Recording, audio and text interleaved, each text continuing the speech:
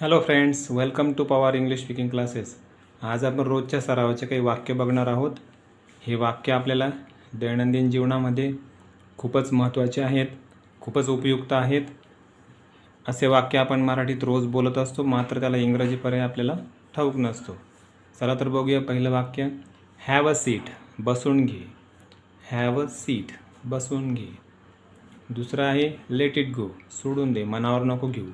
Let it go, सोडून दे, मनावर नको घेऊ.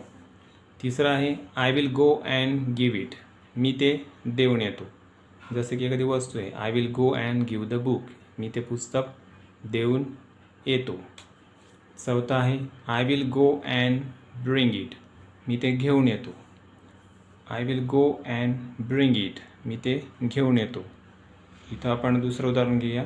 I will go and bring the book, मी ते पुस्तक घेऊन येतो. I will eat and come, मी जेवण करून येतो. I will eat and come, मी जेवण करून येतो. पुढचं वाक्य आहे, अप्लाय द मेडिसिन, औषध लावून घे. अप्लाय द मेडिसिन, औषध लावून घे. अशा प्रकारे रोजच्या सरावासाठी काही वाक्य आपण बघितली आहेत. या वाक्यांचा रोज सराव आपल्याला न विसरता करायचा आहे. हे वाक्य अत्यंत उपयुक्त आहेत. तुम्हाला जर का व्हिडिओ आवडला असेल तर लाईक करा, शेअर करा, सबस्क्राईब करा.